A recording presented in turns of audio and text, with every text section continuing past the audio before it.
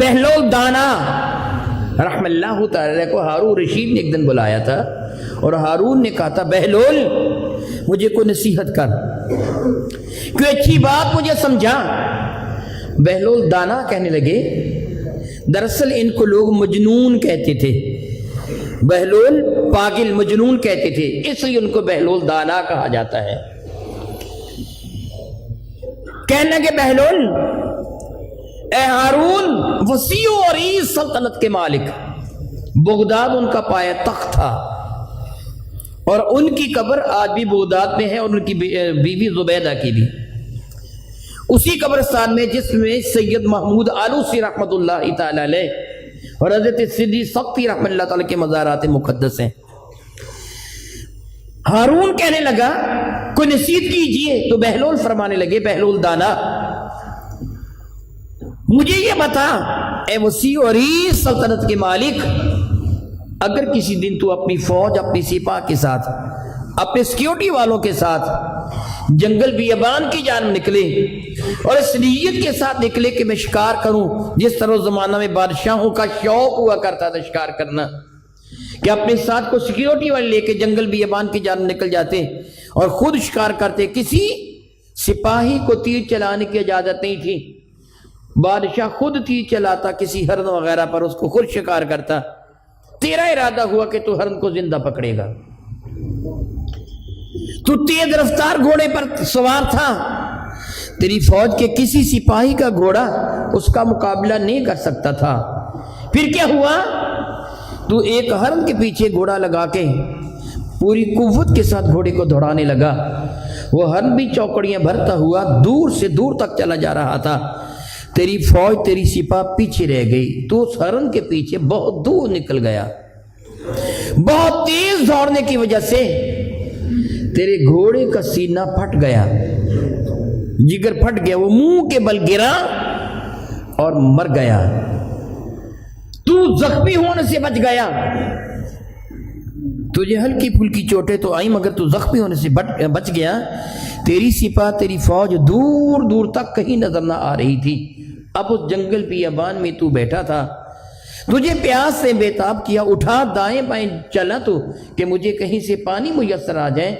اس ریگستانی علاقہ میں دور دور تک پانی کا نام و نشان تک معلوم نہ ہو رہا تھا،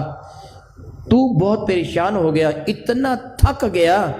پیاس سے اس قدر بےتاب ہو گیا کہ جاں بلب ہے، تیری زبان سوکھ گئی، تیرا حلق کانٹا بن گیا۔ پھر اچانک ایک شخص نمودار ہوا جس کے ہاتھ میں پانی کا ایک پیالہ تھا، اس نے تجھے کہا ہارون تجھے پانی چاہیے؟ تو نے کہا ہاں ہاں میں تو شدید پیاسا ہوں، اسے کہا پانی مل جائے گا مگر اس کی قیمت ادا کر۔ ہارون تو نے پوچھا اس کی قیمت کیا ہے؟ میرے پاس تو پھوٹی کوڑی بھی نہیں ہے، میں تو اس وقت خالی جیب ہوں۔ اس نے کہا کوئی بات نہیں، میرے ساتھ وعدہ کر لے کہ اگر تو اپنی مملکت میں پہنچ گیا تو آدھی سلطنت مجھے دے دے گا، یہ پیالہ پانی کا میں تجھے دے دیتا ہوں، وعدہ کر لے، اب نہ بھی دے تو کوئی حرج نہیں، وعدہ کر لے۔ تو نے وعدہ کر لیا، ٹھیک ہے، کیونکہ تو جانتا تھا کہ اگر میں پانی نہ پیوں گا تو مر جاؤں گا، مرنے پر ساری سلطنت ہی جاتی رہے گی، بتا یہ سودا قبول کر لے گا؟ ہارون نے کہا جی یقیناً قبول کر لوں گا، نہ قبول کروں گا تو مر جاؤں گا، فائدہ کیا ہوگا، میں وہ پانی پی لوں گا۔ بہلول کہنے لگے شاباش، بہت دانا شخص ہے تو نے صحیح سودا کیا، زندگی بچانے کے لیے آدھی مملکت چلی بھی جائے تو کیا حرج ہے، تیری زندگی سے تو قیمتی نہیں تھی، ٹھیک ہے تو نے وہ پانی پی لیا۔ پھر تیرے فوجی تلاش کرتے کرتے تجھ تک آ پہنچے، تجھے ایک تازہ دم گھوڑا دے دیا اور تو اپنے محل میں واپس آ گیا۔ مصیبت یہ بنی جو پانی تو نے پیا تھا اب وہ نکلتا نہیں ہے، تیرا پیشاب بند ہو گیا، تیرے مثانے کا بلیڈر پھول گیا، پھٹنے کے قریب آ گیا، تو سخت بے چین ہے، تیری مملکت کے سارے اطباء سارے جراح تیرا علاج کر کے عاجز آ گئے۔ اب ایک شخص آیا، اس سے کہا کہ ہارون تیری طبیعت پہلے کی طرح بحال ہو جائے گی، نہ آپریٹ کرنا پڑے گا، آپریشن بھی نہیں کروں گا، نہ تجھے کوئی ایسی چیز دوں گا کہ تجھے نقصان دے، تجھے پہلے کی طرح دوبارہ پھر تندرستی مل جائے گی، مگر اس کی قیمت یہ ہے کہ اپنی آدھی سلطنت مجھے بقیہ دے دے، تو سودا قبول کر لے گا؟ ہارون کہنے لگا جی کر لوں گا۔ بہلول مسکرا کے فرمائیں گے پھر کبھی بھی اس سلطنت پر غرور نہ کرنا جس کی کل قیمت پانی کے چند گھونٹ اور پیشاب کے چند قطرے ہیں جو بغیر قیمت کے تیرا رب تجھے عطا کر رہا ہے۔